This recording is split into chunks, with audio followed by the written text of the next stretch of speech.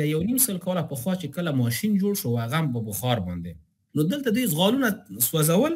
زغاله چې کله سوځول دود تولید شو هوا ته دا یو نیم سل کاله کېږي چې دود پورته ځي او بیرته راکته کېږي نه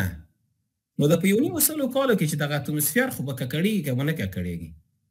ګوره دا کاربون او میتان او دا غازونه چې ګرین هاوس غاز ورته وي دا غازونه تولیدېدل هغه وخت هم د یو نیم سل کاله پخوا نه مخکې خو بیرته هغونو جذبول نو هلته څه شی و بیلانس و د یو نیم سل کاله پخوا چې کله د ماشین جوړ شو او د زغالو کارول پکې شروع شول دغه کیسه زیاتې اضافه شوه نو دغه بیلانس یې څه رقم کړ دا بیلانس یعنې تولید د کاربن ډېر شو جذب هم ماسې پاتې شو نو دا کیسه راغله تر 1960 پورې چې دلته د اوبو بندونه جوړ شول د اوبو بندونه چې کله را جوړ شول د دې وخت هم څوک نه پوهېدل ځکه دا کیسه ورو روانه وه او اتموسفیر غټ و ځکه یعنې ورو ورو که یو شی تولیدېږي اتموسفیر غټ و دوی نه شوی دغه تاثیر یې نه شوی حس کولی چې دا به یعنې هغه وخت کې داسې فکر و چې یو شی که مثلا تولید شو د ځمکې د اتموسفیر نه هم ځي داسې فضا ته ځي نو یعنې ځي خو زیاتي لاړه نو فضا ته ځي در حاله کې ځمکې دغه د قوه د جاذبه دا نه پرېږدي چې د اتموسفیر نه ووځي هېڅ شی د اتموسفیر د کرې نه نه وځي همدلته پاتې کېږي د ځمکې شاوخوا کې نو کله چې دغه ذرات په هوا کې ډېر شول دا د لمر شعاع لومړی د لمر شعاع چې ځمکې ته راځي دغه انکساروي دغه د دې یعنې دغه د لمر د شعاع مقابل کې یو مقاومت ایجادوي دغه یو طبقه تودوالی دلته رامنځته کېږي اوس دا زه یو مثال درکړم لکه دا برق چې په لاین کې ځي که نه نورمال لاین هېڅ مشکل نه پې کوي برق ځي پکې خو که چېرته دغه او ګرمۍ ته جوړ کړه او ګرمۍ کې مقاومت ورته رامنځته کړی دلته زیاتي اوبه درته ایښي دومره ګرمۍ تولیدوي نو دلته متناسب د دغه ګازونو په اندازه باندې حرارت دلته تولیدېږي دا یو دویمه طبقه ده چې د ځمکې په اتموسفیر کې خو چې کله کاربن دای اکساید ټیټ شو داسې دغه د لمر شعاع چې ځمکې ته راځي قانون د فزیک داسې دی دا بېرته د ځمکې نه وځي اوس مثلا ته یو تیږه د توده یې کې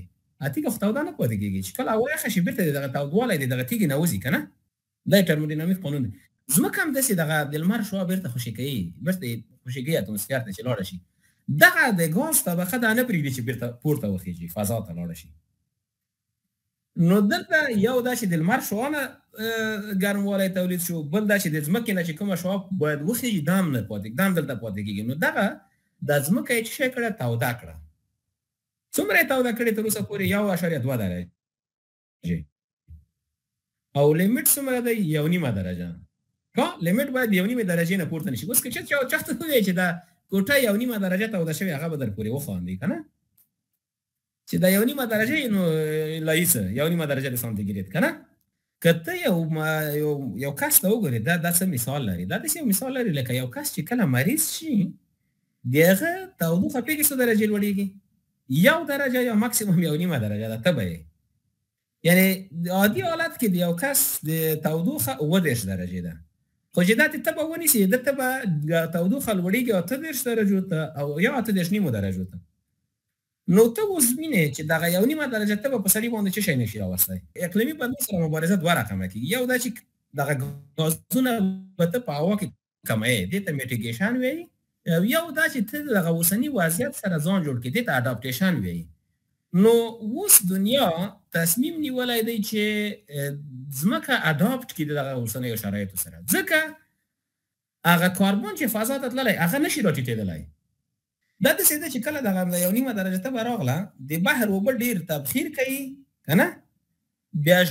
ډېر ورښت رامنځته کېږي سیلونه ډېر راځي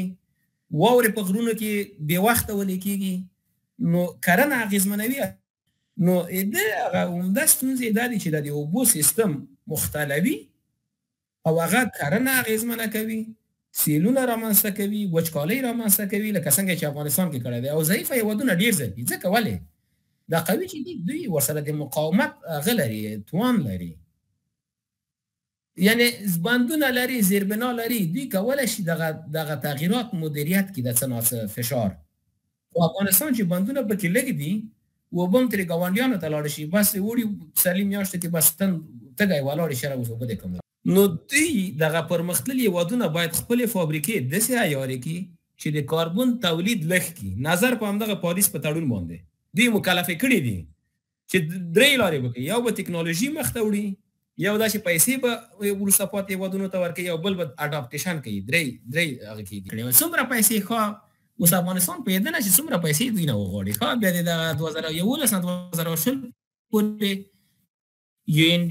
ان ای پی د محیط زیست ادارې سره کار وکړ تر څو دا معلوم کړي چې موږ 2030 پورې څومره باید کار وکړو. دوی وویل چې 1 میلیارډ موږ اډاپټیشن ته راکړو، 1 میلیارډ ډالر هر کال، او 600 میلیونه موږ ته میټیګیشن ته راکړو چې موږ هم خپل کاربن لږ کنټرول کړو. مثلا موټر عصري کو، د کاربن څخه برېښنا تولید نکو او نور کوم برخو کې چې کاربن تولیدېږي دا کنټرول. هلته کړي هغه د ما په هغه لیکنه کې شته دی، هغه هلته څه رقم لیکنې شوي دي. ښه یو دا چې دغه چارچوب یې ورته جوړ کړو، یو څه چې یو چېرته پیسې مصرفوي نو چارچوب یو حقوقي او هر څه د کاغذ په مخ خو به ته جوړوې که نه، نو دا جوړ شول ټول. لکه ما چې درته ویل چې دومره پیسې به موږ ته راکوې، داسې به کوو، دا پروژې تطبیقوو، لست پروژو هم شته دی چې دا پروژې به تطبیقوو. نو دوی هم ورته یو څه پیسې ورکړه، خو حکومت ضعیفه و. حکومت ضعیفه و، یعنې خپله حکومت پیسې نه شوی اخیستی. اوس پیسې هلته شته، دی نه شي اخیستی، ځکه هغه یو پروپوزل یې تا نه غواړي، حکومت پروپوزل نه شوی ورکولی. نو دلته به چا وکړه؟ دا د یو ان اف ای او، یو ان ډي پي، یو ان ای پي، دا د یو ان اجنسیانو سره د ورلډ بانک سره د یو څو نورو، دوی به د دې منځ کې کومکي رول لوباوه. یعنې د درېمګړي په توګه دوی دا پروژې عملي کولې.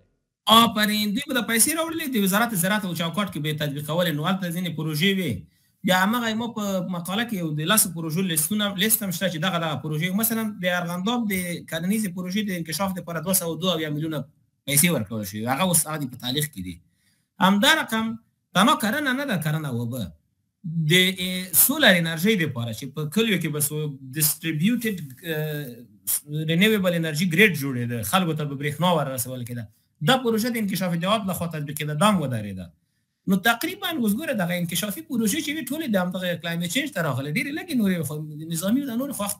غیر ملکي کې دي. نو تقریبا په همدې کې وي غیر د صحت او د نورو نه ډېرې سکتوري برخه چې د انکشاف ادعات، وزارت انرژي و زراعت، د حوادث طبیعي او محیط زیست، دا 15 ادارې، دا ټولې په همدا یو اقلیمي بدلون د فنډونو باندې روانې پروژې. بله پروژه د کارزو و، هغه هم هغه د ودرېده، ډېرې پروژې ودرېدې. د جمهوریت کې پیسې راتللې. ګوره یو تفاوت چې هغه وخت تقریبا په کال کې اوسط شکل باندې 300 میلیونه پورې ډالر راتل د اقلیمي بدلون لپاره، چې اوس متاسفانه هغه ټول درېدلي دي. یوازې 30 میلیونه یو څو روپۍ هسې ورکوي چې لږ لږ میده کار پرې وشي، یو دومره یو ان ډي پي او چای منلي. بیا اشرف غني غوښتل چې 2 ادارې دلته اکریډیټ کړي، چې یعنې ظرفیت یې جوړ کړي او دوی دا پیسې واخلي. یو د برېښنا شرکت چې د رینیویبل انرژي برخه کې کار وکړي، بل د انکشاف ادعات وزارت، ځکه انکشاف ادعات وزارت ډېر ښه سیستم لري، ډېر ښه جوړ دی نسبتا نورو وزارتونو ته. ما لیدلی ګوره دا څومره ورځې چې د اقلیمي په بدلون سره په نه مبارزه باندې تېرېږي، دغه ستونزه لا پیچلې کوي. یعنې دا د تودوخې د زیاتېدو سرعت لوړوي. په تېرو لومړیو کلونو کې خو تودوخه لږ لوړېدله، اوس ډېره لوړېږي. نو په همدې خاطر د یخچالونو ولې کېدا دا نور هم زیاتېږي، په ډېر سرعت سره مخ ته روانه ده. په نورمال حالت کې ونیسو، مثلا اقلیمي بدلون نه وي که نه، دا داسې و چې واوره به وشوې، دا به یخ شوې، اوړی به څه ناڅه ولې شول، اوبه به سیندونو ته راغلې، ژمی به چې بیا واورې به وشي، بیا به همغه ځای ډک شو که نه. اوس کیسه څه ده چې اوس یا ژمی واورې لږ کېږي، باران ډېر کېږي، دا تفاوت د اقلیم تودوالي دی. نو هغه یخ هلته نه جوړېږي، بېرته هغه اولیني حالت ته نه ځي. نو د اقلیمي بدلون ستونزه دا ده چې دا یخچالونه به ولې کېږي، او چې یخچالونه ولې شول، اوړی به څوک اوبه ونه لري. دلته ستونزه ده په سیندونو کې، ځکه که همداسې کېنو موږ داسې یو مرحلې ته ځو چې دنیا کې به کرنه نه کېږي، سیلونه او سیلابونه به ډېر، یعنې انسان خپله ذاتي د منځه ځي. د ګرمۍ سره به هم ځان نشي جوړوی، ځکه داسې تودې څپې په اروپا کې راځي چې خلک مړه کوي. یخنۍ څپې هم همدا رقم پکې راځي کله کله که نه. نو دا نظام چې کله ګډوډ شو، نو خو دوی وایي چې که څه شی ونه کړو خو مړه کېږو، راځئ همداسې کار به کوو، مخ ته به ځو چې ورو ورو دغه مسله حل شي.